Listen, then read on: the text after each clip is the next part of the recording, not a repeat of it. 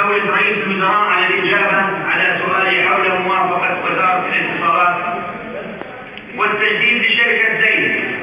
وكم رافني جواب الوزارة أن المسألة تتعلق بهيئة تنظيم قطاع الاتصالات، وأن الوزارة لا علاقة لها إلا أن تكون شاهدة، كونها معنية فقط برسم السياسات في حين تتولى الهيئة الجانب التنظيمي، وهذا طبيعي وموجود في قانون الهيئة ولم أغفل عنه بالأساس ليكرر معالي وزير الاتصالات أنه لا علاقة له بذلك. والمشكلة ليست بتنسيق وزير الاتصالات أو عدمه، المشكلة تقع في هذا المبلغ الزهيد الذي حصلت عليه خزينة الدولة من هكذا عقد وهكذا اتفاقية ومثل هذه المدة، والتي لا تحتاج إلى جهد أو تحليل لنعرف حقيقة ما وراء هذه الاتفاقية. الشيء المضحك المبكي أن وزير الاتصالات الحالي هو نفس الوزير الذي جدد لشركة زين ولمدة 15 عام وسنتين سماح في عهده، ولدي الإثبات على ذلك وبخط يده. فهل يعمل أيها السادة الزملاء أن شركة مثل زين دخلها دخلها السنوي الصافي من ما يزيد عن 300 مليون دينار أردني يرخص لهذه ولمدة 17 عاما قادمة بمبلغ للخزينة لم يتجاوز 1.5 مليون دينار سنوي فقط، في حين تتجاوز في دول الجوار عن 200 تتجاوز في دول الجوار عن 1 مليار دينار فقط على 5 سنوات. والشيء المفجع هو في المادة في المدة، فلماذا 17 سنة؟ فلماذا هل سيضمن الوزير والحكومة تمديد 17 سنة؟ ألا كان يعلم الربيع العربي الذي لا نحن نتوقع في حين الأزمات؟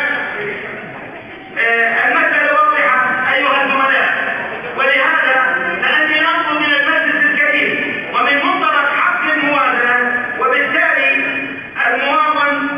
المواطن علينا أن نشكل هيئة تحقيق في هذه الاتفاقية وظروف توقيع عقد التجديد والأجر التي اعتمدت عليها الهيئة وكيف وافقت عليها الوزارة والحكومة، ناهيك عن ديوان المحاسبة احتج على التمديد كاملا لهذه الاتفاقية.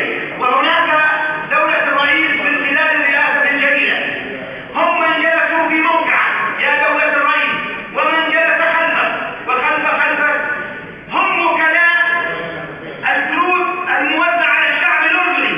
وفي الأمس قمت بعين بشراء كهف ب20 دينار وأخذ المحل عليه 6 دنانير عمولة، وذهبت إلى صاحب القرار قلت ليش 6 دنانير؟ قال هو بيذهب إلى الوكيل اللي هو مسؤول عن توزيع البطاقات بالمملكة الأردنية الهاشمية. ذهبت إلى اسم الشركة وجدت الشركتين رؤساء حكومات سابقين ونائب حالي ووزراء سابقين. شكرا سيد الرئيس. وحول هذا السؤال دولة الرئيس حسب المادة والنظام الداخلي إلى استجواب. بين النائب السائل والوزير المعني لا يجوز أن يدخل أحد إلا في الاستجواب ملك الجميع. شكرا معالي الرئيس. حقيقة يعني سعادة النائب هذه المرة الثانية بيعيد نفس الكلام وهو مخطئ في 100%.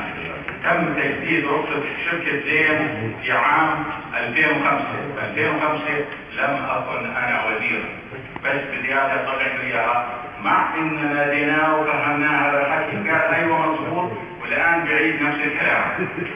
قدامنا الجواب تبع الحكومة تمت الموافقة على تجديد رخصة زين بموجب قرار مجلس مفوضي الهيئة رقم 1/48 على 2005 تاريخ 15/11/2005 والمرفق صراحة. يعني هيئة تنظيم قطاع الاتصالات هي المسؤولة عن تجديد الترخيص وليس وزير الاتصالات. مرة ثانية ما كنتش أنا وزير الاتصالات بداية. شكرا. أي سؤال؟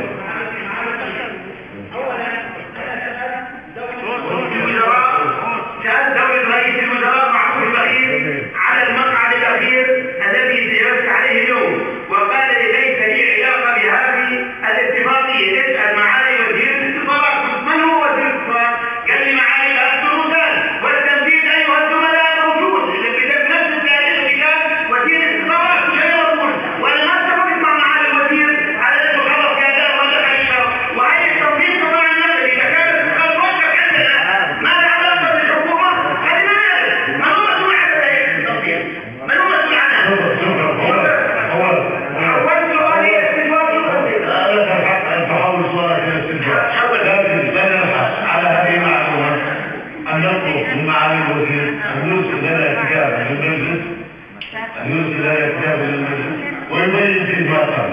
شكرا.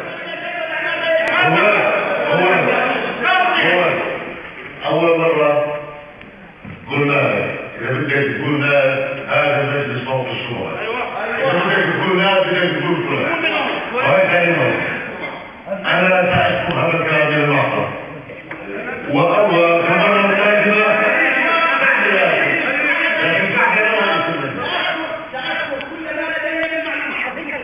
أرجو أن تذكر اسم النادي الذي تدعى عليه وهو الحكومة.